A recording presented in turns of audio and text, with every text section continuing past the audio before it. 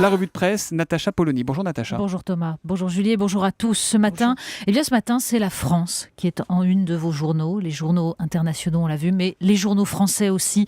Et quelques mots en blanc sur fond de foule immense, historique pour le Courrier Picard, la Nouvelle République, le Berry républicain. Un autre mot, la France debout en une du Figaro ou de Sud-Ouest. Nous sommes le peuple, lance Libération. Un peuple se lève pour l'humanité qui laisse un carré blanc sur sa dernière page, là où tous les lundis, Charb signait un dessin. C'est la France, affirme Var Matin. Vive la République, crie la Marseillaise. Alors le seul journal qui ose communier sans pour autant abolir la raison sous l'émotion, c'est l'opinion. Une foule de questions. Évidemment, c'est la vague d'émotions qui domine d'abord ce matin. Oui, et les journaux sont à l'image du mouvement d'hier, c'est le lyrisme qui prime. Dans le Figaro, Alexis Brézet rappelle la phrase de l'historien Marc Bloch réconciliant l'héritage de l'Ancien Régime et de la Révolution. Il est deux catégories de Français qui ne comprendront jamais l'histoire de France. Ceux qui refusent de vibrer au sacre de Reims, ceux qui lisent sans émotion le récit de la fête de la Fédération.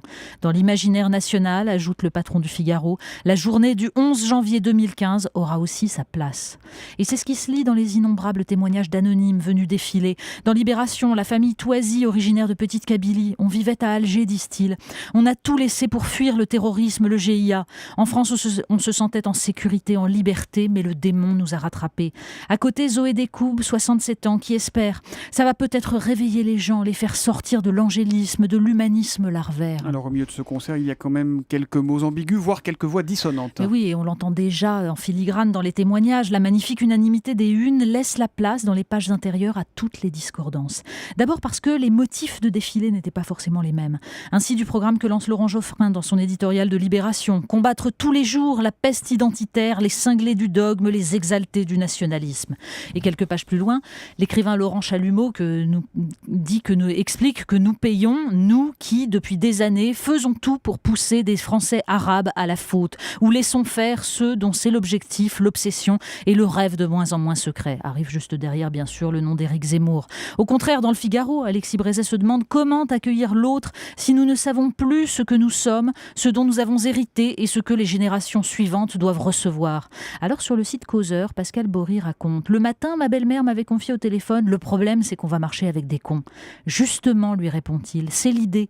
Tant qu'on arrive à marcher en compagnie de gens avec qui on n'est pas du tout d'accord, on n'est pas mort. Mais juste à côté, Elisabeth Lévy fait partie de ceux qui trouvent un peu étrange la présence du Premier ministre turc ou d'autres et l'éviction du FN. C'est ça qui est chouette quand on est de gauche, raille-t-elle. On a le droit de dire qui fait partie du peuple et qui est au piquet. Et dans le Figaro, c'est l'ONG Reporters sans frontières qui s'étrangle qu'on ait vu défiler des représentants des régimes prédateurs de la liberté de la presse.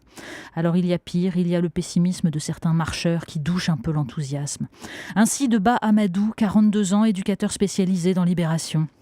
Les discours politiquement corrects, le refus des amalgames, c'est très bien, dit-il. Mais la fracture est telle au sein de la société que je la crois irréversible. Je suis éducateur spécialisé, je côtoie des jeunes qui sortent de prison, en rupture sociale, sans repères, sans valeurs.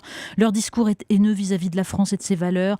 Le combat séculaire pour la tolérance et la liberté est menacé par ces brebis égarées. Elles sont plus nombreuses que beaucoup semblent l'imaginer. Sans action politique forte, les choses vont s'aggraver. Vos journaux qui reviennent aussi largement et assez interrogatifs sur ce qui se passe dans les écoles, certaines écoles. Mais oui, parce que c'est la question, combien sont-elles les brebis égarées ? Et c'est ce qu'on se demande en lisant les récits de professeurs dans Le Monde, dans Le Figaro ou dans Le Point, des élèves qui parlent de ce gars, Charlie, qui a insulté le prophète. L'inculture, donc, le complotisme, parfois la provocation, bien sûr, mais parfois, et c'est ce qui est le plus inquiétant, la détermination, comme cette élève très calme décrite dans Le Point. « Madame, dit-elle, on ne va pas se laisser insulter par un dessein du prophète, c'est normal qu'on se venge. » Alors bien sûr, il y a tous les discours d'apaisement. Ces musulmans dans le monde magnifiques qui revendiquent les valeurs nationales. Et ils sont majoritaires. Dans le Figaro, c'est le président de l'UOIF qui tient un discours d'apaisement. Mais quand on évoque la plainte de l'UOIF contre Charlie Hebdo, lui répond « Notre différend avec ce journal portait sur le divin et le sacré qui ne doivent pas être caricaturés. » Oui, la laïcité, c'est une pédagogie et la pédagogie, c'est long. Beaucoup de questions également autour des Juifs de France ce matin. Le président de l'OIF ajoute dans cette interview que la racine de l'antisémitisme est d'origine européenne. Circuler, il n'y a rien à voir. Pourtant, c'est une des questions qui fâche posée par le journal L'Opinion. Les Juifs de France doivent-ils avoir peur ?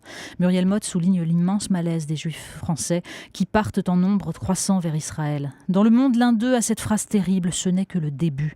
Et sur le site Slate, Shimon Samuel du centre Simon Wiesenthal dénonce une culture de l'excuse a longtemps exonéré les antisémites de leurs responsabilités parce qu'ils sont aliénés, méprisés, rejetés, sans emploi. Le déni de la réalité, sous prétexte qu'elle dérange, dit l'article, se termine en général par des catastrophes. Qui se souvient que Les Territoires perdus de la République, ce livre dans lequel des professeurs alertaient, c'était en 2002. Est-ce que vous auriez quelque chose pour nous changer un peu les idées pour Mais finir ? oui, parce qu'on a besoin de respirer. Alors, puisque peu. la culture, c'est ce qui reste quand on a tout oublié, la revue Éléphant, revue de culture générale, est indispensable. Elle est formidable à chaque numéro. Mais dans le numéro de janvier, on trouve un dossier sur Don Quichotte, cette œuvre fondatrice de la pensée occidentale, et notamment une description de cette scène hilarante où un curé pratique un autodafé sur la bibliothèque du Chevalier, où l'on s'aperçoit qu'en fait, le curé connaît tous les ouvrages interdits et coquins, et qu'il finit en fait par ne brûler que les mauvais livres et par garder les bons romans. C'était il y a 400 ans et il nous a fallu ces 4 siècles à nous occidentaux pour que la laïcité nous devienne évidente. La revue de presse de Natacha Polony tous les matins à 8h30 sur Europe 1. Demain, Natacha. À demain.